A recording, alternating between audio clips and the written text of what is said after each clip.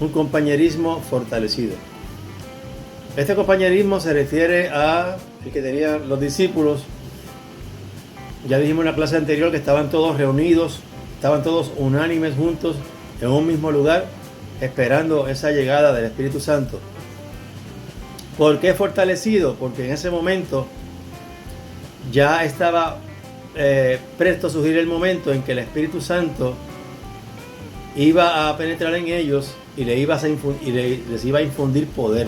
Iban a recibir el poder del Espíritu Santo. Por eso es un compañerismo fortalecido.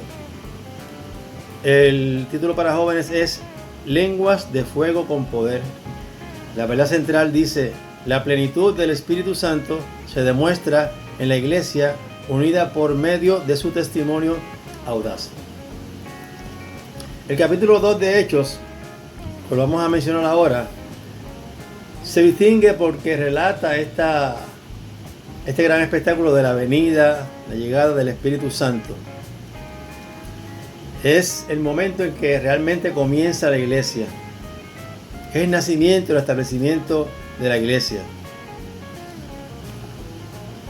Así que leemos en el libro de Hechos, capítulo 2, versos del 1 al 42. Dice el verso 1: al llegar el día de Pentecostés, estaban todos reunidos en un mismo lugar. El día de Pentecostés era una de las 3 grandes festividades de los judíos. Se celebraba 50 días después del día de la Pascua. El día de la Pascua era el día en que los judíos rememoraban el momento en que fueron liberados de los egipcios, que salieron de esa esclavitud de Egipto, por la cual estuvieron durante 400 años. Ese era el día de la Pascua, la celebración de ese suceso tan importante, el más importante del pueblo hebreo, del pueblo de Israel. Y el día de Pentecostés se celebraba 50 días después del día de la Pascua. De hecho, este prefijo penta significa 5. Así que esta palabra Pentecostés viene del griego, que significa 50. ¿Verdad? Todo lo que es penta significa 5, como Pentágono, Pentateuco, son los primeros 5 libros de la Biblia. Pentasílabos son las palabras que tienen 5 sílabas. Así que penta significa 5. Este era un día muy especial en el pueblo judío, como dije, y todos los judíos que vivían en otros países, de los países que se conocían en aquel tiempo, pues regresaban a Jerusalén para celebrar allí el día de Pentecostés. Era el día también llamado de las cosechas. Ellos llevaban sus primeros frutos, llevaban al templo e iban a adorar a Dios. Era un día muy especial, no solamente porque era el día de las cosechas, sino porque iban peregrinos de todas partes del mundo, judíos que estaban dispersos por todas partes del mundo que se conocía en aquel entonces, e iban allí a Jerusalén a presentar sus cosechas en el templo, a adorar a Dios. Así que en ese momento había mucha gente de todos países, como dije antes, que se conocía en aquel tiempo. Se reunían ellos para dar gracias a Dios por sus cosechas. Dice el versículo 1: al llegar el día de Pentecostés, estaban todos reunidos en un mismo lugar.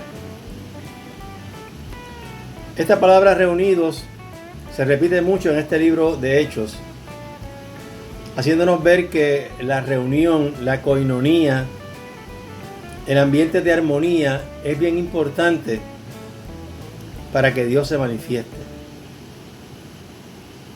La armonía es definitivamente un requisito para que obre eficazmente el Espíritu Santo. Tiene que haber armonía, tiene que haber unidad, estar juntos, unánimes, que no haya discordias en el grupo. Dice el versículo 2: y de repente vino un estruendo del cielo, como si soplara un viento violento, y llenó toda la casa donde estaban sentados. Fíjense, Había 120 discípulos allí, entre hombres y mujeres, entre ellos la madre de Jesús, y estaban esperando esa promesa del Espíritu Santo. Dice que de repente vino un estruendo del cielo, como si soplara un viento violento. Podemos decir que se escuchó un ruido como de un viento fuerte, como un viento impetuoso, como una tempestad, como viento de tormenta. Nosotros aquí en Puerto Rico conocemos bien cómo son estos vientos, ¿verdad? Un viento que hizo un gran ruido, tanto que los que estaban fuera del aposento alto escucharon este sonido. El viento recio, el soplo de Dios. En la Biblia, siempre que se menciona el verbo soplar, se refiere a que un poder va a llegar en ese momento. El soplo en la Biblia significa transmisión del poder de Dios. En Génesis sabemos que dice Génesis 2:7 que Dios sopló en la nariz de Adán, sopló aliento de vida. Y este hombre Adán llegó a ser un ser viviente. El soplo de Dios en la nariz de Adán le dio vida a esa criatura que había hecho Dios. El soplo significa poder. También en Juan dice que Jesús sopló y les dijo: reciban el Espíritu Santo. El soplar, pues, en este momento, este ruido de este viento recio fue tan fuerte que todos los que estaban fuera, o sea, llamó la atención de la multitud de judíos que venían de otros países. Algunos eran nacidos en Jerusalén, pero que se habían criado en otras partes del mundo. Otros eran peregrinos, eran extranjeros, pero habían acogido a la religión judía como suya propia. Y todas estas personas estaban allí. Mucha gente, como dije, de otros países. Y el viento fue tan fuerte, se oyó tan impetuoso, que llamó la atención de toda la multitud. Así que no solamente se sintió dentro de la casa, del aposento alto donde ellos estaban, sino también fuera. Quiere decir que llamó la atención de ellos y hubo un gran evento espiritual que Dios estaba efectuando allí. Dice el verso 3: entonces aparecieron repartidas entre ellos lenguas como de fuego, y se asentaron sobre cada uno de ellos. Fíjense, importante, dice aquí en la palabra, se les repartieron entre ellos lenguas como de fuego. Fíjense que no dice que fueron lenguas de fuego, lo compara con el fuego. Lenguas como de fuego. Se asentaron sobre cada uno de ellos. Es decir, ellos comenzaron, en ese momento que recibieron el Espíritu Santo, comenzaron a hablar otros idiomas. Comenzaron a hablar idiomas que entendían todos estos peregrinos que estaban visitando Jerusalén en ese momento. Un gran grupo escuchaban a los discípulos hablar las maravillas de Dios en el idioma que ellos conocían. Había gente habían partos, habían medas, había gente de África, había gente de Libia, diferentes partes del mundo de aquel entonces. Se asentaron estas lenguas como de fuego. El versículo 4 dice: todos fueron llenos del Espíritu Santo y comenzaron a hablar en distintas lenguas como el Espíritu les daba que hablasen. Interesante. Perseveraron 120, había más. Al principio había más personas, pero permanecieron 120 personas. Y dice la palabra que todos, no se quedó uno, todos fueron llenos del Espíritu Santo. Todos los que estaban allí perseverando en armonía fueron llenos. No una tercera parte ni una mitad del Espíritu Santo. Dice que todos fueron completamente llenos del Espíritu Santo. Y comenzaron a hablar en otras lenguas. La llenura del Espíritu Santo. Dice pasando al versículo 12. Versículos 12 y 13 dice: todos estaban atónitos. Todos los judíos que estaban allí, que venían de otros países, estaban atónitos, estaban perplejos. Y se decían unos a otros: ¿qué quiere decir esto? Ellos no podían explicarse cómo unas sencillas personas de Galilea, personas que nunca habían salido de Galilea, nunca habían salido a otros países, estaban hablando diferentes idiomas, estaban hablando el idioma que ellos dominaban, que ellos entendían por haber vivido en esas tierras. Se preguntaban qué quiere decir esto. Sin embargo, dice que otros burlándose, siempre hay gente que se burla, ¿verdad? La Biblia demuestra, la Biblia prueba que la burla no es de Dios. La Biblia nos dice en más de un pasaje que la burla no es característica de un hombre o una mujer de Dios. Y ellos burlándose decían, esto es lo que pasa es que están borrachos, están llenos de mosto. Decían, esto es lo que les pasa es que están borrachos. Y como están borrachos, están hablando así en otros idiomas. Realmente pensaban que estaban llenos de alcohol, ¿verdad? Y aquí vemos el peligro, hermanos y todos los que me escuchan, el peligro de hablar de cosas espirituales sin conocerlas. El peligro de sacar conclusiones precipitadas. Tenemos que respetar y tener cuidado cuando vemos manifestaciones o escuchamos manifestaciones del Espíritu Santo. No hablemos apresuradamente. No hablemos apresuradamente. Porque las cosas espirituales requieren estudios, requieren análisis y no podemos precipitarnos a hablar de esa manifestación sin conocer realmente lo que significa el Espíritu Santo. Así que mientras ellos se preguntaban qué sería esto y se burlaban diciendo que estaban ebrios, fue Pedro el que les aclaró la duda. Pedro, aquel Pedro que tuvo miedo, tanto miedo que negó al maestro 3 veces. Se levantó Pedro y les explicó, dice el versículo 14. Entonces Pedro se puso de pie con los 11, levantó la voz y les declaró: hombres de Judea y todos los habitantes de Jerusalén, sea conocido esto a vosotros y presten atención a mis palabras. Aquel Pedro tímido, aquel Pedro sin letras, aquel Pedro que no tenía estudios, predicó un sermón, pero un sermón lleno del Espíritu Santo. Ahora había valor en él. Ahora tenía el poder del Espíritu Santo y les aclaró a todas aquellas personas que se burlaban lo que estaba pasando. Versículo 15 dice: porque estos les dijo Pedro, no están embriagados como ustedes piensan, pues es solamente la hora tercera del día. Le dijo Pedro, solamente es la hora tercera del día. La hora tercera son las 9 de la mañana.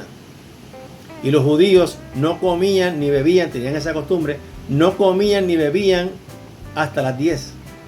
Así que no podían estar ebrios. Pedro se los aclara. Dice, más bien esto es, le dijo Pedro, esto es lo que fue dicho por el profeta Joel. Que Pedro les aclara, apenas son las 10 de la mañana, las 9 de la mañana, no puede ser, no están ebrios, sino que se cumplió lo que dijo el profeta Joel. Lo sucedido en ese momento era un cumplimiento de una profecía del profeta Joel. Dice el versículo 17 y 18, sucederá, la profecía de Joel, sucederá en los últimos días, dice Dios, que derramaré de mi espíritu sobre toda carne. Vuestros hijos y vuestras hijas profetizarán, vuestros jóvenes verán visiones y vuestros ancianos soñarán sueños. Estos últimos días a que se refiere el profeta Joel comenzaron con el nacimiento de Jesús. Estos últimos días que predicó Joel, que profetizó Joel, comenzaron con el nacimiento de Jesús y terminarán, todavía no han terminado los últimos días, terminarán con su segunda venida, que sería la clausura de la historia. O sea que todavía estamos en esos últimos días que menciona el profeta Joel. Con este suceso, definitivamente el reino de Satanás ya quedó quebrantado, ya quedó roto. ¿Por quién? Por el reino de Dios, por la victoria de Cristo en la cruz. En ese momento, en esa predicación, en ese sermón, Pedro, con plena autoridad, declara a Cristo, a Jesús, como el Mesías, y a la vez les explica lo que ellos hicieron al crucificar a Jesús. Muchos de los que estaban ahí también estaban gritando delante de Pilato, diciéndole que lo crucificara. Muchos colaboraron para la crucifixión de Jesús, de los que estaban allí. Y Pedro les está diciendo: a este Jesús, a quien ustedes crucificaron y maltrataron, ustedes asesinaron nada menos que al Mesías que ustedes estaban esperando. ¿Ya? Y esto fue un escándalo para los judíos, porque los judíos definitivamente no querían un Mesías sufriente, no querían un Mesías crucificado, querían un Mesías victorioso, un Mesías poderoso, no un crucificado que era la muerte más bochornosa de aquellos tiempos. Así que para ellos fue terrible. El Espíritu Santo es para todos sin distinción de persona. Eso hay que repetirlo. El Espíritu Santo no es para un grupo selecto. El Espíritu Santo es para todos sin distinción de personas. En este libro de Hechos 2, en este capítulo Hechos 2, tenemos el primer sermón cristiano pronunciado por Pedro. Y fija este sermón los puntos esenciales del Evangelio.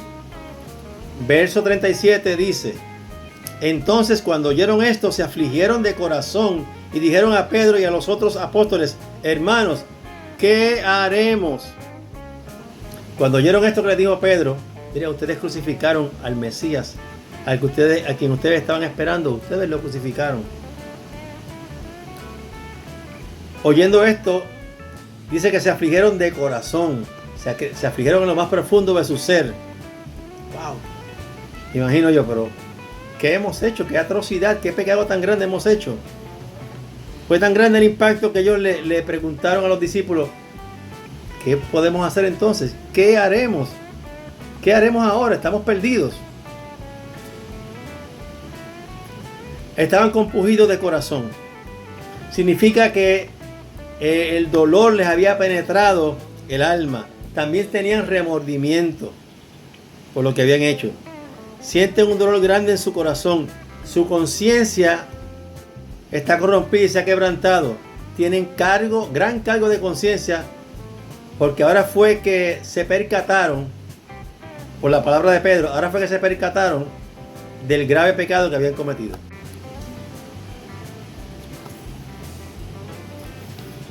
¿Qué haremos? Pedro dice el versículo 38. Pedro les dijo: arrepentíos y sea bautizado cada uno de vosotros en el nombre de Jesucristo para perdón de vuestros pecados, y entonces recibiréis el Espíritu Santo. El arrepentimiento, primer requisito, arrepentirse, el arrepentimiento. ¿Qué es arrepentimiento? Arrepentirse significa cambiar de sentimiento. Arrepentirse es cambiar de sentimiento, cambiar de pensamiento y por ende cambiar de mentalidad. Cuando hay un arrepentimiento sincero, hay un cambio de pensamiento y por lo tanto esto causa un cambio de conducta, un cambio de mentalidad. La palabra arrepentimiento, ¿qué significa? Arrepentimiento significa estar yendo en una dirección y luego volverse a la dirección opuesta. Vamos por una dirección y nos volvemos completamente a la dirección opuesta. Eso es arrepentimiento. Muchas veces todos pensamos, ¿verdad? En algún momento pensamos, a veces pasamos por dificultades, a veces pasamos por sufrimiento, a veces que pasamos por momentos duros y nos preguntamos qué podemos hacer, cómo podemos vencer en esta vida. ¿Cómo yo puedo liberarme de personas que me quieren hacer daño? ¿Cómo me puedo liberar de esto que me aflige? ¿Qué puedo hacer para defenderme de mis, entre comillas, enemigos? ¿Cómo puedo vencer en esta vida? ¿Cómo puedo darme a respetar? En la Biblia, en la palabra de Dios está la respuesta. Dice en Zacarías capítulo 4, verso 6.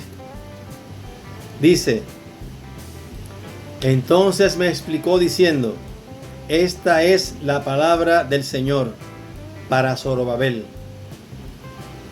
No con ejército, ni con fuerza, sino con mi espíritu, ha dicho el Señor de los ejércitos. Para poder vencer, no requerimos de nuestra fuerza humana, ni con ejército. No es con violencia que resolvemos nuestros problemas. Dijo el Señor, Jehová de los ejércitos, dijo: es con mi espíritu que podemos vencer. Oramos. Padre, gracias por tu palabra. Gracias por tu Espíritu Santo. Gracias por ese poder que has enviado no solamente a tus primeros discípulos, sino también pasa ese legado a nosotros. Gracias porque creemos en Él. Gracias porque confiamos en ese Consolador, Señor. Y gracias porque sabemos que en ti podemos vencer. Que no es con nuestra fuerza, sino con tu Santo Espíritu. Espíritu Santo de Dios, llena nuestras vidas, danos paz y llénanos de tu gozo. Porque tú eres el que nos da gozo, el que nos das alegría, el que nos das la dicha de vivir. Bendice nuestro pueblo. Gracias, Señor, en el nombre de Jesús. Amén.